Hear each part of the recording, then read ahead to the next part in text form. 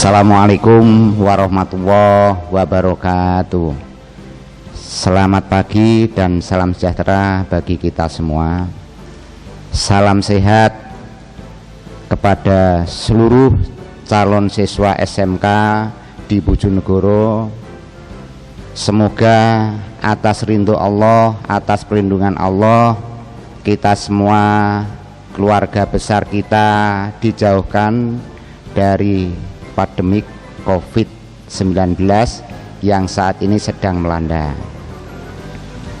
Anak-anakku yang saya banggakan, calon siswa SMK negeri di Kabupaten Bojonegoro, saya akan memberikan beberapa hal yang harus diperhatikan, kemudian dihayati, kemudian dilaksanakan, karena ini akan menjadi bagian yang penting ketika nanti kalian ditetapkan menjadi siswa SMK negeri maupun swasta di Kabupaten Bojonegoro. Ya. Pertama, anak-anak, bahwa mulai tanggal 13 Juli tahun 2020 kita memasuki tahun pelajaran baru tahun 2020-2021. Sebagaimana petunjuk dari Bapak Kepala Dinas Provinsi Jawa Timur, juga nota dinas Bapak Kepala Cabang Dinas Pendidikan Wilayah Kabupaten Bojonegoro Tuban, mengawali tahun ajaran baru tentu akan dilaksanakan kegiatan awal yang disebut dengan MPLS. Apa itu MPLS? Yaitu masa pengenalan lingkungan sekolah. Anak-anakku yang saya banggakan, bahwa ketika kita mau mengawali kegiatan belajar mengajar, baik itu secara tatap muka maupun secara online, hal yang harus kalian perhatikan adalah yang pertama, mengenal lingkungan belajar kalian. Yang kedua, mengenal siapa keluarga besar kita. Apa yang saya sampaikan itu, anak-anak, nanti akan kalian ketahui setelah kalian mengikuti kegiatan MPLS selama 3 hari yang dimulai dari tanggal 13, 14, dan 15 Juli tahun 2020 sebagaimana yang telah dijelaskan dalam nota dinas Kepala Cabang Dinas Pendidikan Wilayah Bojonegoro Tuban. Mengapa kalian diperkenalkan hal-hal yang ada di kegiatan MPLS? Sebagaimana saya jelaskan, nanti kalian yang pertama harus mengenal lingkungan. Maka nanti akan mendapat materi terkait dengan wawasan Wiyata Mandala. Tanpa mengenal lingkungan, maka akses untuk mengikuti kegiatan belajar akan terganggu. Yang kedua, kalian harus mengenal keluarga besar sekolah kalian masing-masing. Keluarga besar itu sangat fleksibel, tidak bisa diartikan secara khusus. Jadi keluarga besar kita itu mulai tenaga pendidik, Bapak Ibu guru, kemudian tenaga kependidikan yaitu pegawai administrasinya, kemudian juga ada teman-teman kita baik kelas 10 seperti kalian ini, kelas 11 dan kelas 12. Kemudian orang tua kita, ya, komite kita, lingkungan kita, yang saya sebutkan itu adalah semua mendukung terhadap keberhasilan kalian selama proses belajar di sekolah. Yang ingin saya tekankan bahwa ketika saya menyampaikan kegiatan MPLS saat ini, sengaja kami mengambil tema tata krama, karena tata krama ini bagian dari hal yang sangat penting dalam bergaul dengan keluarga besar di sekolah kita masing-masing.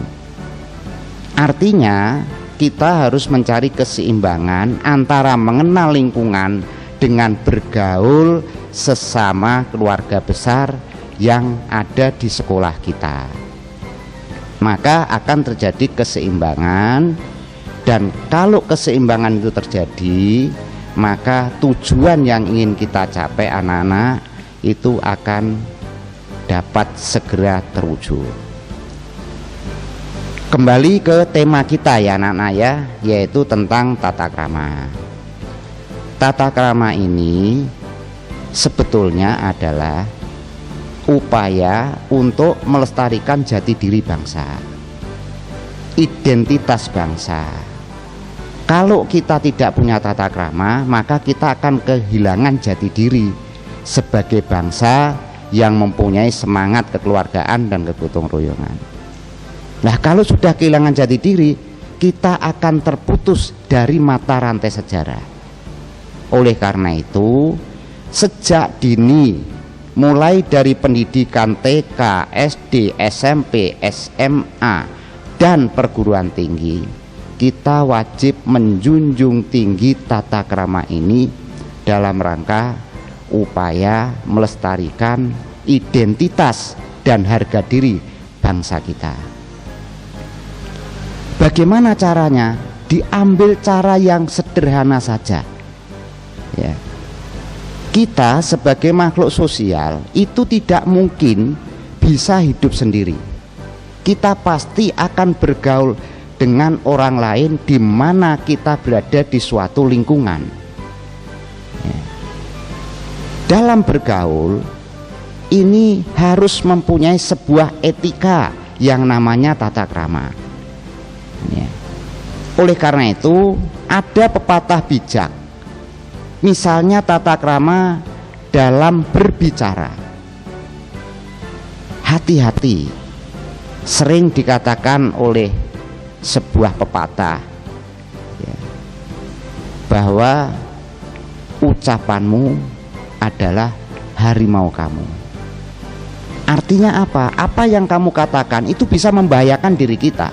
Maka anak-anak ketika mau berbicara, etika tata kramanya adalah diperhatikan. Apa yang harus kita bicarakan, itu yang nomor satu. Dengan siapa kita bicara, itu nomor dua.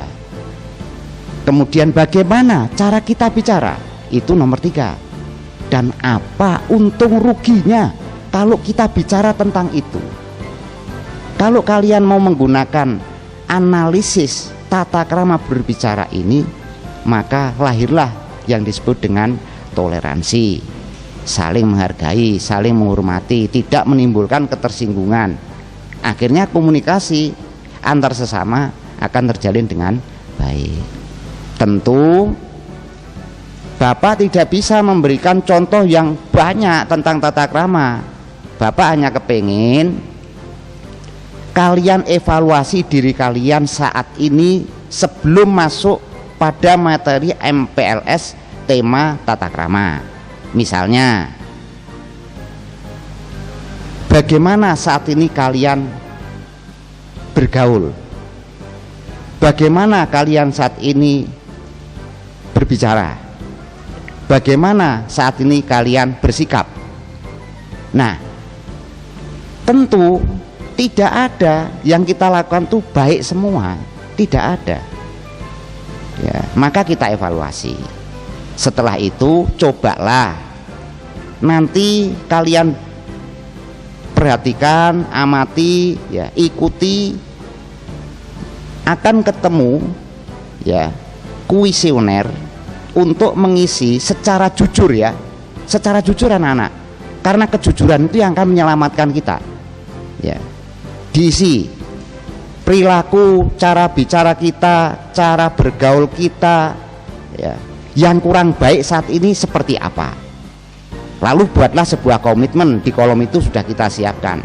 Untuk lebih baik lagi, kita harus berupaya seperti apa.